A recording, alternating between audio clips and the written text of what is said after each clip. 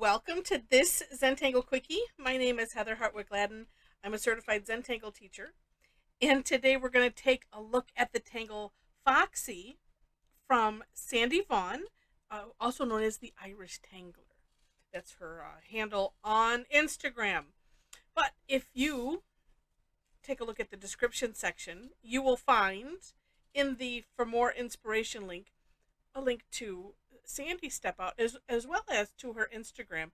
And if you use this, if you post the tangle, we'd love to have you put a hashtag before Foxy, so that way she can see it's so fun. But you can connect with her on Instagram.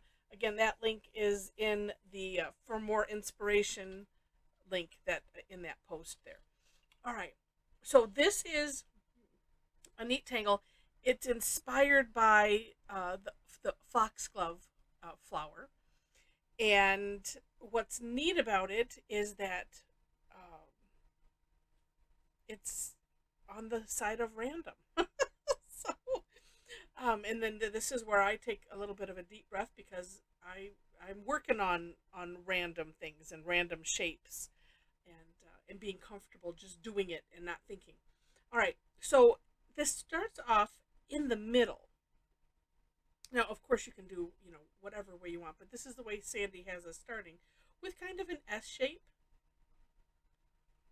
And honestly, it can be whatever shape you want. Sometimes it's just getting something on the paper, and then so that's one side. On the other side, it can be kind of whatever shape that you want, and then we're going to kind of grow it from here. So I'm going to sort of aura that side, and we're just like leaving a little bit of a gap, and then doing a somewhat similar. Well, it doesn't even take a look at the step on. It doesn't have to be similar at all, and nor does it have to look like the foxglove flower. And so I kind of like doing these two-sided like this, so that way I'm doing one, and also as we're going down towards the bottom here, getting a little bit bigger towards the bottom, and then we'll work up towards the top and get a little bit smaller. And like again, take a look and see they don't have to be. They can be whatever you want them to be. And that's see, and for me that it's hard for me to somewhat wrap my head around that. It's like, oh, I like to have instructions um, and not make it up on my own. So if you are challenged in that way too, welcome to the club. If you want to leave a little note in the comments and we can commiserate together, just kidding. And then as she gets to the top, she just kind of goes smaller. And in the For More Inspiration link, you'll see the foxglove flower or plant, and so you can see the inspiration. And again, we're not working to replicate it. It is just the inspiration. If you want to replicate it, you can. Um, let's see. I feel like I need to add just one more down here because there we go. That makes me happy. All right, and that's the thing is with Zentangle, again, not being representational, but we're all different. There are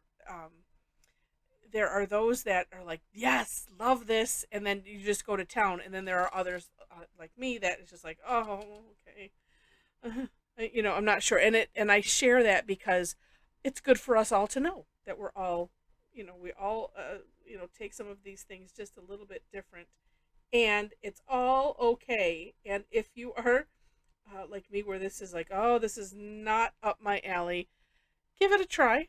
Try it again and again, and it's practice. It's just kind of like life. Sometimes we have to just try different things, and it's okay, unless it's broccoli.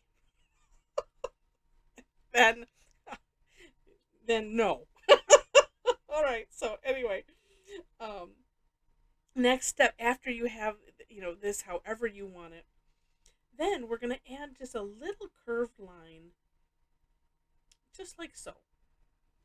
All right. So you have your bottom just a little ways up, and you decide how you want it. It doesn't have to be, um, what do I say? It doesn't have to be, straight like this. Straight like, oh, here's my shape. Oh, and then I must make this. No, you don't have to. So like here, I could just do this one like that on the side. Just have fun with it. There's no right or wrong. And for this step, you don't have to go all the way up. So looking at the inspiration, the bottom flowers on the foxglove, they're open. And then as you go up, they're not quite open yet. That it like they bloom from the bottom up the stalk. And so, you like I said, you don't have to put them all the way up if you don't want to. And then the last step before we do some shading is just to add some little dots, or they could be little orbs. I'm just, sprinkling it like pepper, sort of, like so. Then, let me dim. Okay, there we go. It's like I haven't quite. For whatever reason, I was like I had settings that were very nice, and then all of a sudden I don't know what happened to them. Okay. Now for some shading ideas, one, and it's a great idea, right where you put that curve. Let's just put some graphite.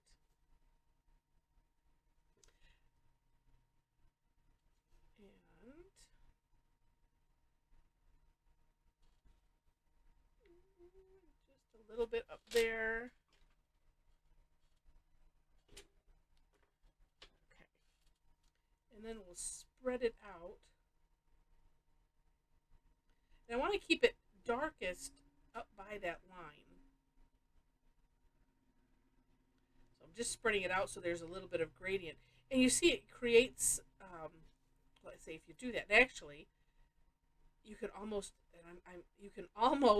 and this is what I'm doing, is making more of a C shape with the tortillon.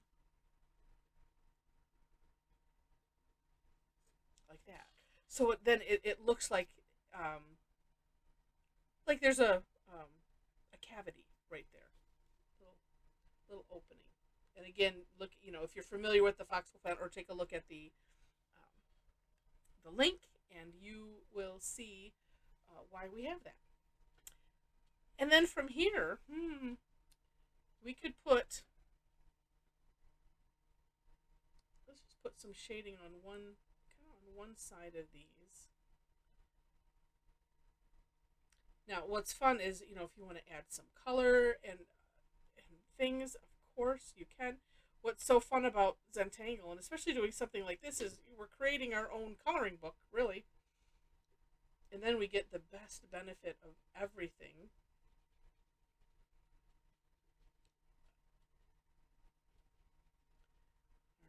All right. Oh, see, and that adds some nice roundness. I don't think I even need to do both sides, just that one side. Oh, this camera seems to be working well. Not the camera, but just doing one side of this with the shading.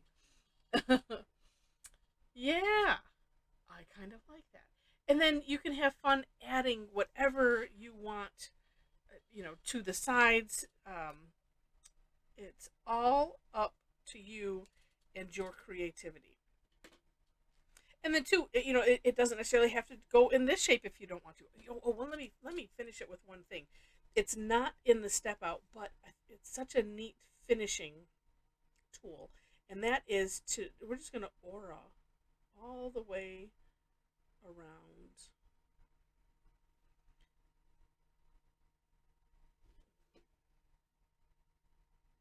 Just kind of getting not every curve, but just kind of the overall. and especially if you want to add something to the background. Like, well, I will show you. So this way, it was kind of nice because it's doing this, because then it leaves it so you can see the tangle. But you know what? I can't resist. I'm sorry. Let's just do this. Let's pop this off the page. It's like it's like, well, at this, while I'm saying, well, I just want to leave this as it is, because then it's just that tangle, and not, I'm not doing a mini um, tile and completing it, but at the same time, it's like I can't just leave it. All right, and I see. Okay,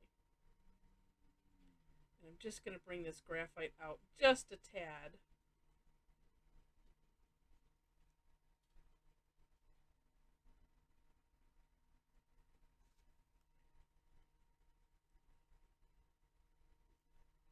And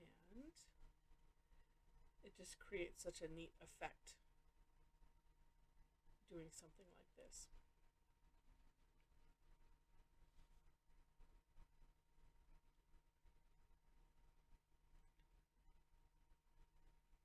All right. Trying to make that gradient look even. Oh, there we go. There we go. All right, let me just do one little thing here. Oh, that's better. Okay.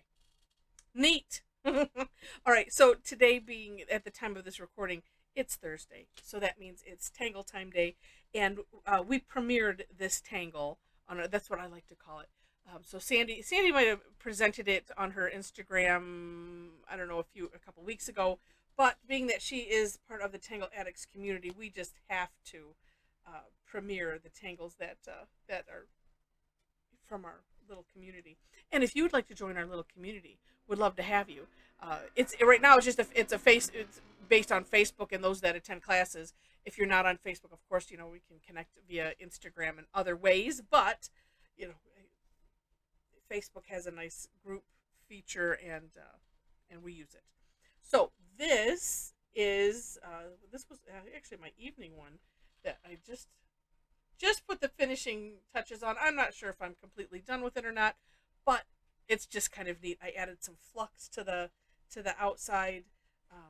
Wanted to do some color, and then this was the one we did on the earlier session. I was gonna put floors in the background, and so I did the grid, and this one I did the same technique as here, and as I was doing the grid background, and this was the tile was pre-colored.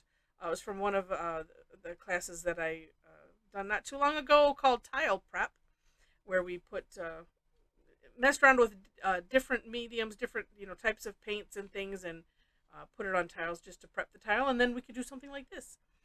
And so anyway, and then I decided to do some orbs, so I just left the grid the way it was and put some gems or pearls or water droplets, whatever way you want to think about them, in there, and it was a lot of fun. So neat tangle, definitely unique. So if you enjoyed it, would love to have a thumbs up. Feel free to share it, and if you liked it enough to see more, and you're not subscribed yet to the channel, would love to have you be a subscriber. Of course, that is free. Check out information on the description section. So there are links, as I mentioned, to the step outs, as well as below that, ways to connect with me if you so wish to.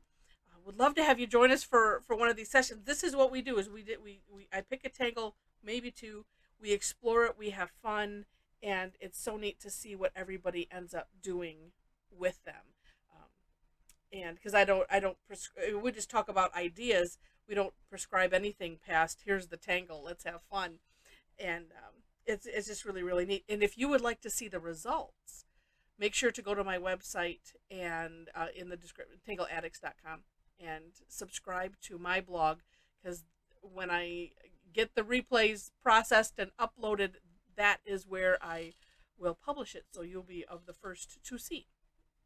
And of course, I have links to not only this video, but the replays and all the information. So would love to have you to do that as well. All right, so I think that's everything. Yes, it is. And if not, that's all right. So thanks again for watching, and I wish you happy tangling.